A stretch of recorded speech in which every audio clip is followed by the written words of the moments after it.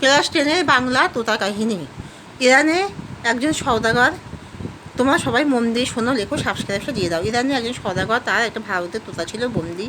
সওদাগর যখন ভারতে গেলেন তখন তিনি তোতাকে জিজ্ঞাসা করলেন যে সে তার জন্য কী নিয়ে আসবে, কিন্তু তোতা বললেন যে সে মুক্তি চায় এবং সে কোন পাখি না খাঁচা থেকে মুক্তি চায়। যদি তার জাত ভাইয়ের সঙ্গে দেখা হয় তবে খাঁচা থেকে মুক্তির উপায় জিজ্ঞাসা করতে বলল।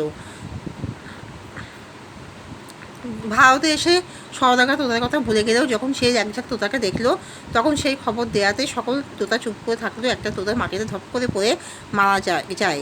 তখন সওদাগর সেই ঘটনায় খুবই আফসোসে দুঃখিত হয়ে যখন সে ফিরে আসে ঘরে ঢোকে তখন সে অসুস্থতে পড়ে কী করে সে তোতার মুখোমুখি হবে। কিন্তু যখন সেই খবর দেয় যে তার খবর শুনে একজন তোতা মারা গেছে তখন সে তোতাটিও ধপ করে মাটিতে পড়ে মারা যায়। সওদাগর মনে করে তোতা সত্যিই মারা গেছে। সেই দুঃখে কাতর হয়ে খাঁচা খুলে তোতাটাকে আঙিনায় ছুঁড়ে ফেলে। কিন্তু তোতা তো মরেনি, সে তো মরার ভান করেছিল খাঁচা থেকে মুক্তি পাওয়ার উপায়ের জন্যে। তখন সেই যে উপায়টি সে তার জাত ভাই থেকে সেই উপায়টি সে পেয়েছে যে এইভাবে থাকলেই সে খাঁচা থেকে মুক্তি পাবে। তখন সে বললো সেই তোতাটিও মরেনি, সেও মরার ভান করেছিল এবং আমাকে খবর দিল আমি যদি মরার ভান করে থাকি তাহলে আমি মুক্তি পাবো। এইভাবে সে মুক্তি পেল। তাই জন্য এখানে তোতা কাহিনীটির নামকরণে সার্থকতা বিচার্য পেয়েছে। তোতার বুদ্ধির এখানে পরিণতি লাভ করেছে। এখানে শেষ করলাম।